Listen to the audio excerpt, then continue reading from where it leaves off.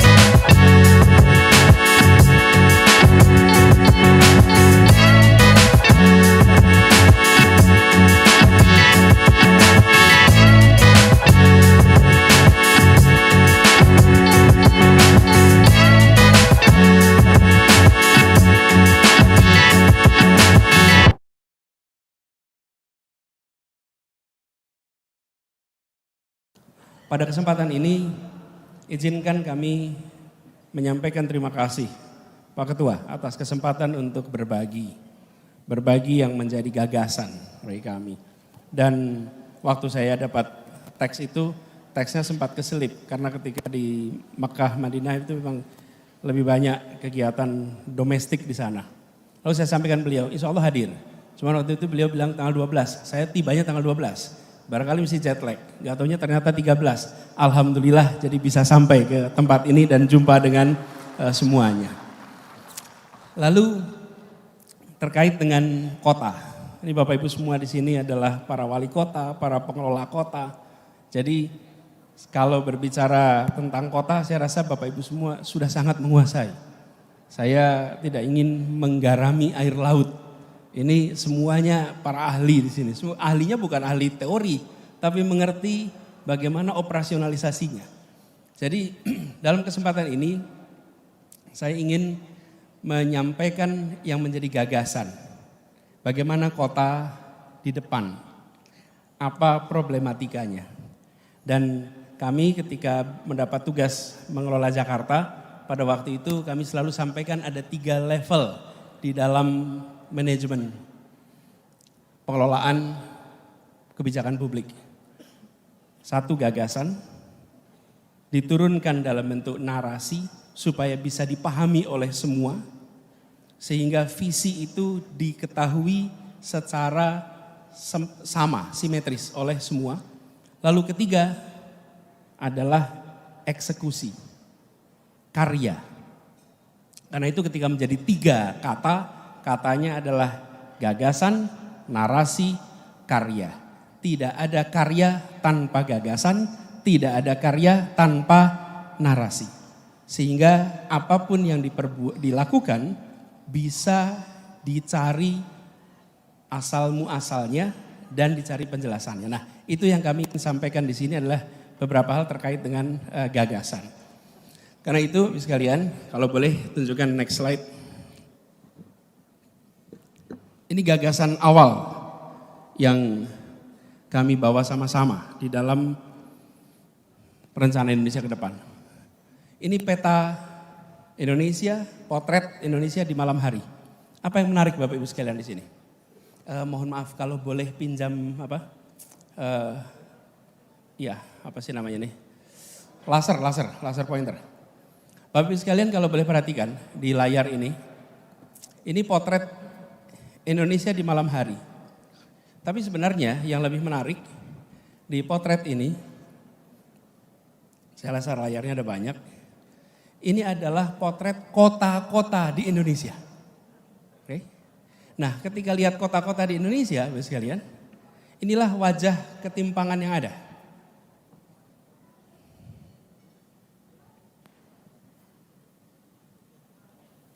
Kelihatannya ada ketimpangan juga Pak di sini Pak. Coba dilihat dulu. Jadi kalau Bapak Ibu perhatikan, sip. Ternyata ketimpangan pengetahuan pengelolanya nih Pak. Kalau Bapak Ibu perhatikan di sini,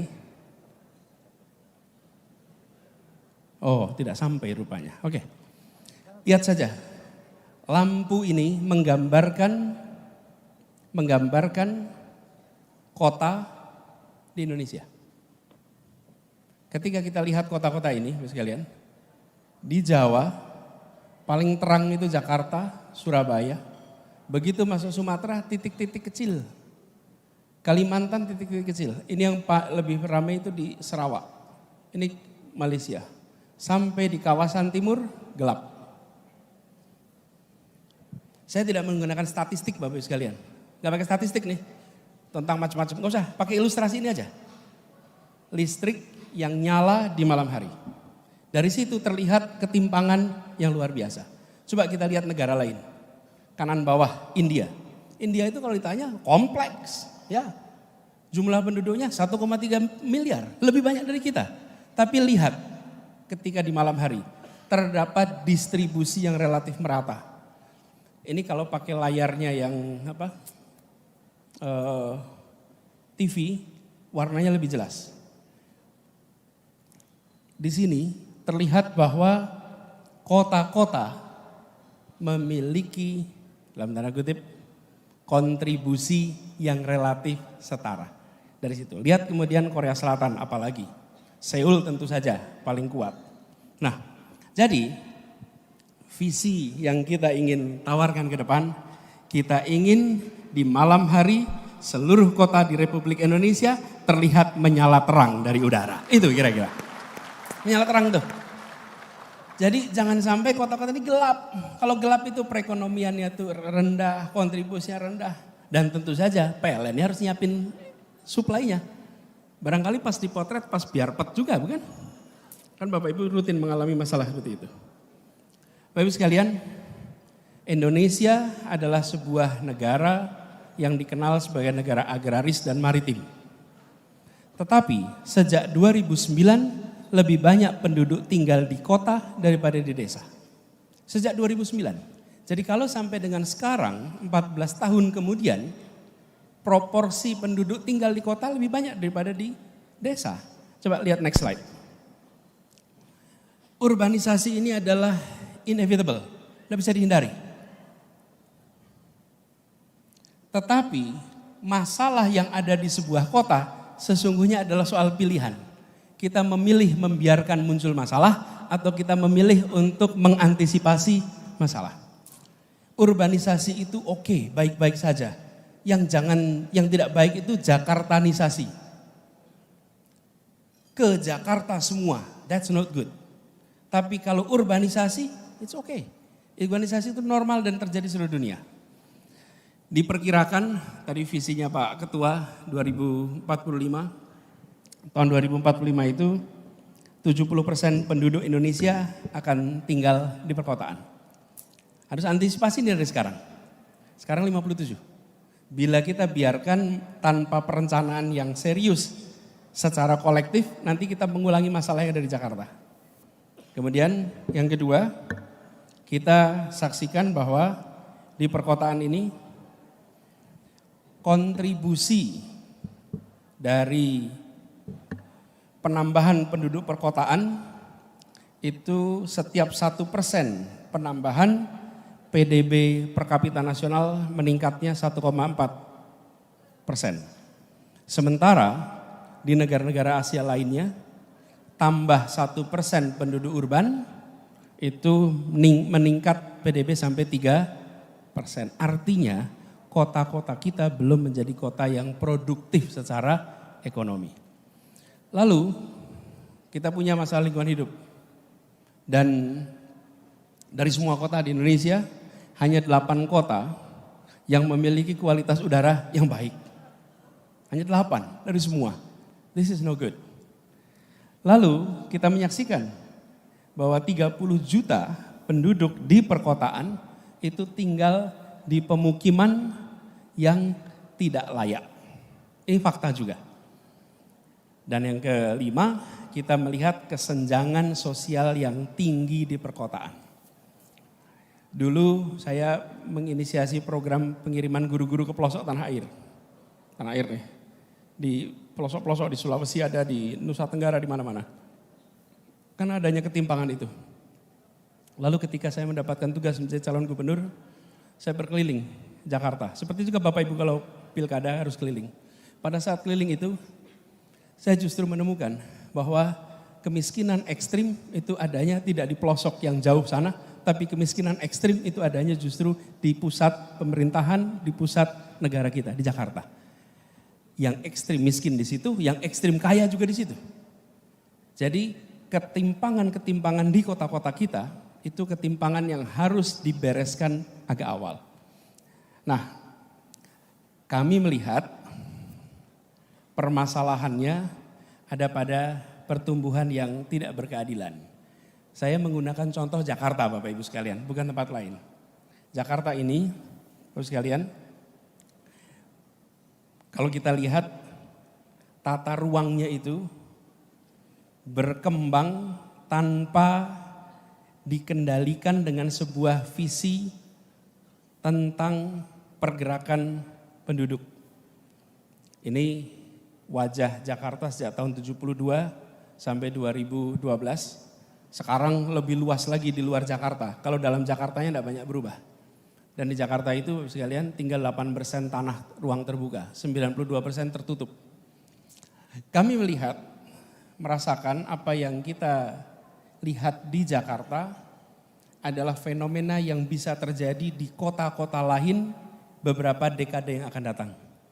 Karena itu kami memandang sebaiknya jangan mengulang problematika yang dilewati beberapa dekade di Jakarta dan kota besar lainnya, tapi mulai dari sekarang kita tata agar kota-kota kita ketika nantinya menjadi kota yang besar, dia menjadi kota yang layak huni. Berikutnya, saya ingin menunjukkan salah satu masalah juga yang dihadapi di kota-kota kita di Jakarta, di Indonesia. Pertama adalah soal kemandirian fiskal. Saya rasa Bapak Ibu semua merasakan soal kemandirian fiskal. Ini menurut laporan dari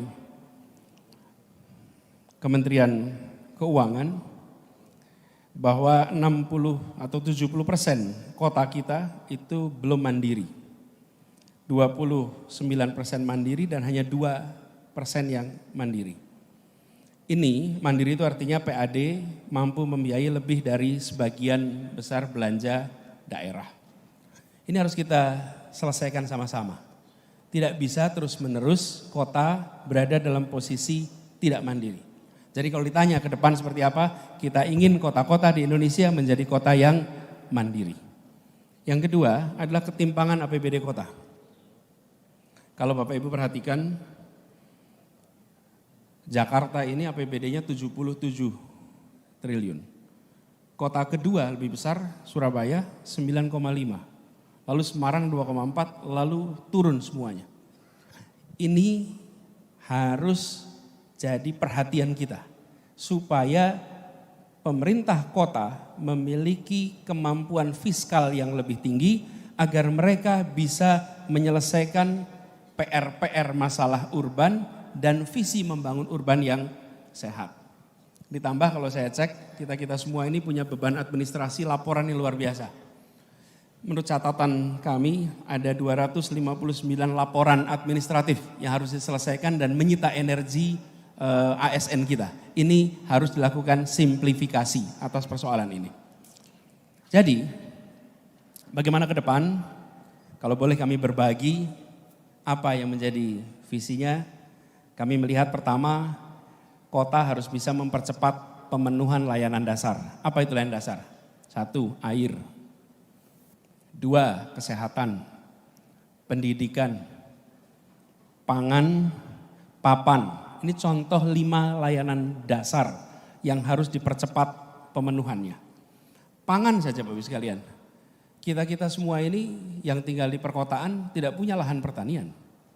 Tapi bagaimana perkotaan dan pedesaan memiliki satu skema untuk bisa memasok kebutuhan pangan dengan harga yang terjangkau dan sustainabilitasnya terjamin.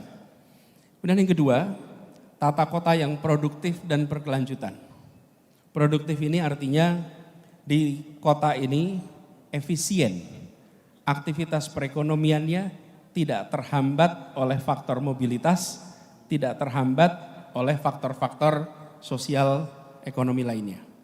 Kemudian kita melihat perlunya mewujudkan interkonektivitas antar daerah. Di mana itu daerah? Di dalam kotanya dan antara kota dengan wilayah-wilayah yang berada di sekitarnya. Karena dalam prakteknya kota-kota kita di seluruh Indonesia itu menjadi kota jasa yang memfasilitasi kabupaten-kabupaten yang berada di sekitarnya. Lalu yang keempat adalah menjadikan kolaborasi sebagai praktek di perkotaan. Kenapa kolaborasi ini praktek baik di perkotaan? Karena begini Bapak sekalian, kota itu tempat berkumpulnya masalah, tapi juga kota itu tempat bertumpulnya solusi, tempat berkumpulnya talent. Kalau tanya di mana lokasi orang-orang terdidik, kebanyakan di perkotaan. Di mana lokasi think tank di perkotaan, di mana lokasi NGO di perkotaan. Nah, sayang kalau mengelola kota itu hanya dikerjakan oleh pemerintah kota saja, bila tidak memanfaatkan institusi-institusi ini. Sama perguruan tinggi, di mana lokasinya? Di perkotaan. Karena itulah kolaborasi kami memandang sebagai kewajaran baru. Ini tadi kami berikan catatan, karena kita perhatikan salah satu, next soal pendidikan, salah satu faktor yang membuat kawasan perkotaan itu bergerak lebih cepat adalah ketika kualitas pendidikan dan kualitas manusia di daerah itu makin hari makin baik. Ini salah satu indikator saja. Kita melihat pemerataan perguruan tinggi kurang. Pemerataan perguruan tinggi ini tersentralkan di Jawa, apalagi di Jawa bagian barat. Di Jawa Barat itu ada 388 perguruan tinggi, di Jakarta saja 276. Di Jawa Tengah 250, di Jawa Timur 341. Ini menyedot talent dari seluruh Indonesia. Untuk dapat pendidikan tinggi tersedot. Sekali mereka tersedot jauh dari kotanya, dari wilayah asalnya, potensi kembali itu lebih rendah. Karena itu kami melihat ini penting. Yang berikutnya, kota bukan hanya soal ekonomi saja. Kota adalah tempat berkumpulnya keragaman, tempat majunya kebudayaan. Jangan sampai kota semata-mata dipandang sebagai kegiatan ekonomi, tapi kegiatan budaya, kegiatan seni tidak muncul.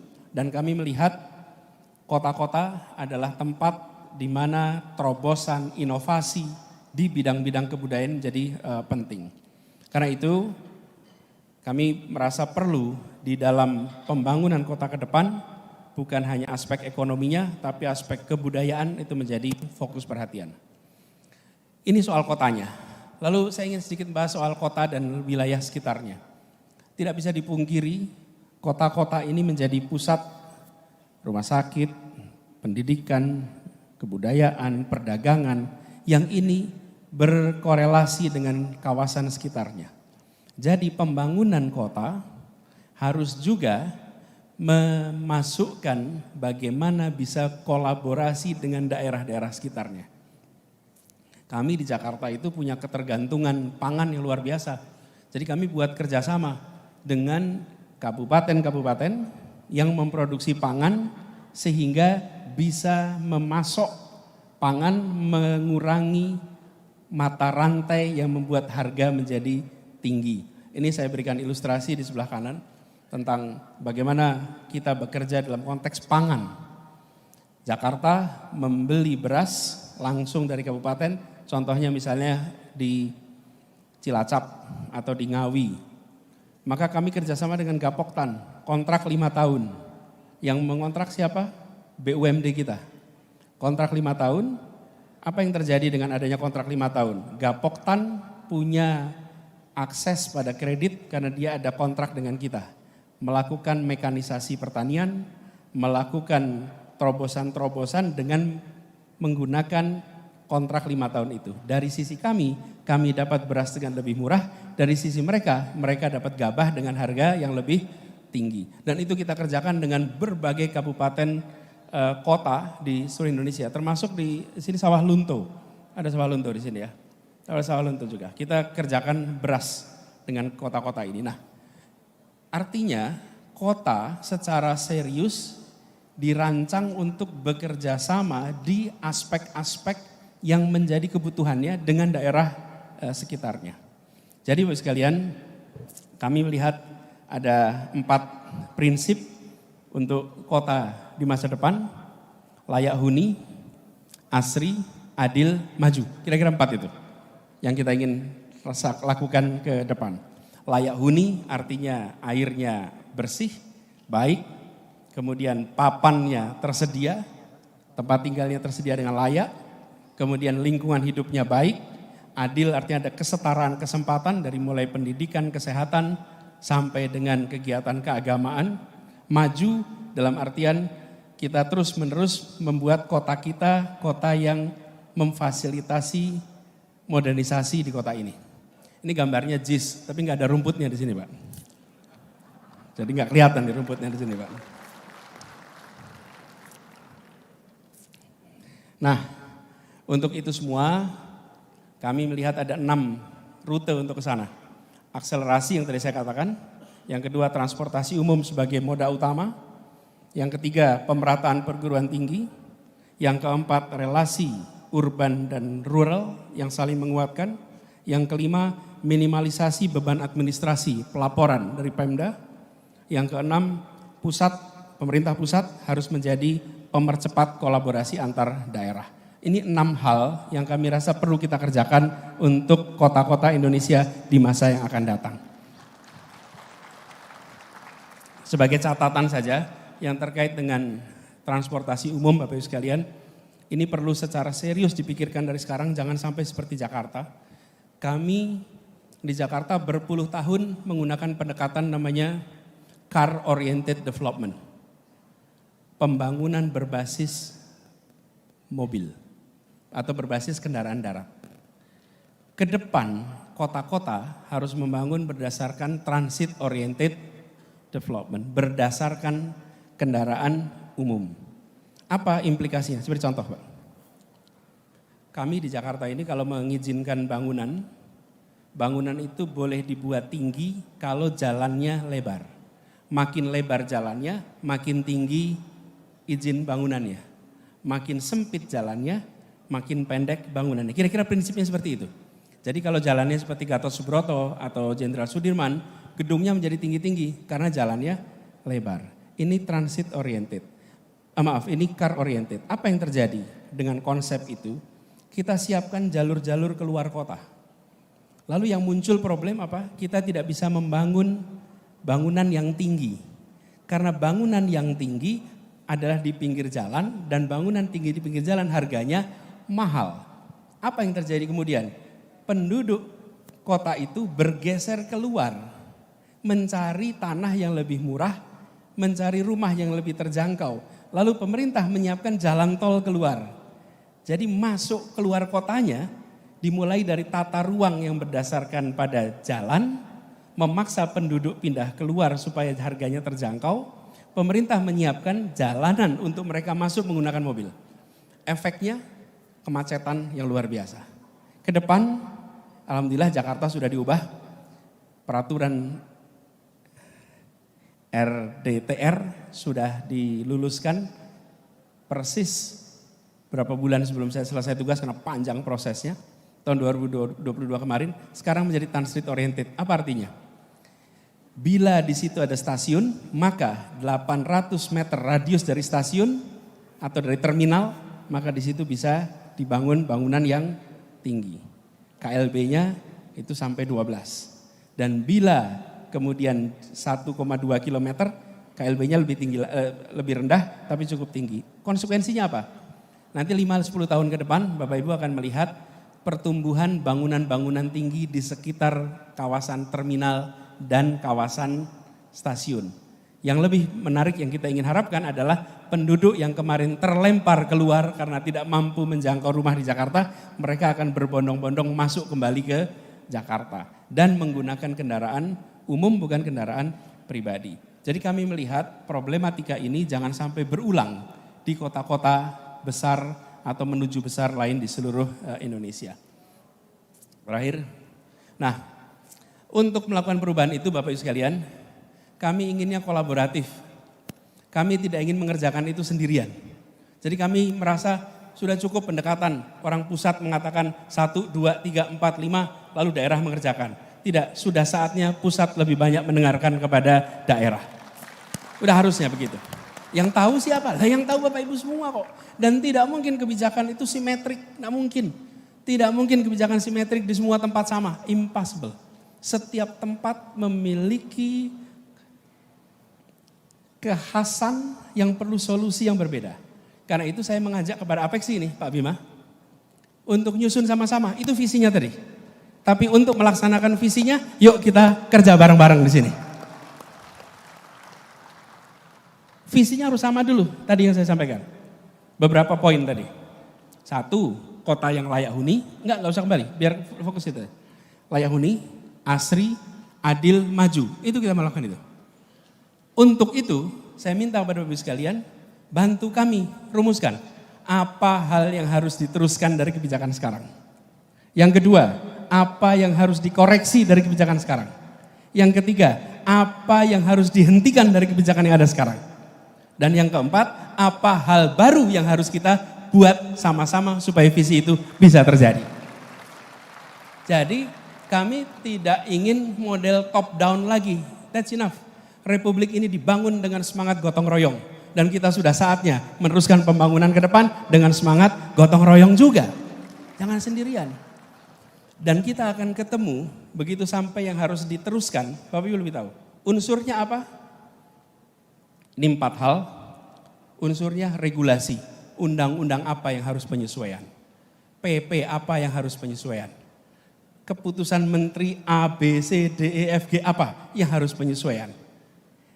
Kemudian juga keputusan dari Kementerian Dalam Negeri apa yang harus melakukan penyesuaian. Untuk melakukan ini semua. Tidak bisa yang tahu hanya Jakarta, justru yang berada di daerah sering lebih tahu. Lalu yang ketiga Pak, lapis ketiga nih Pak, pro-konnya. Stakeholder mana yang akan tidak setuju, stakeholder mana yang akan setuju atas 4 hal yang akan dikerjakan ini. 4 hal ini. Jadi kami berharap dari forum ini, 1 kami tawarkan apa visi ke depan, gagasan, narasi, karyanya kami sampaikan. Tapi kita ingin bekerja bersama untuk mewujudkan dalam pelaksanaannya ke depan. Jadi terakhir coba, kami berharap membangun kota ini berarti menghidupkan warga, mengelevasi desa, dan memajukan negara. Dan kami berharap potensi perkotaan itu dikembangkan secara merata. Jangan hanya kota di Jakarta atau kota di Jawa saja yang terlihat terang di malam hari. Dan kita membutuhkan kolaborasi bersama. Itu dari kami, terima kasih. Kurang lebih mohon maaf. Assalamualaikum warahmatullahi wabarakatuh.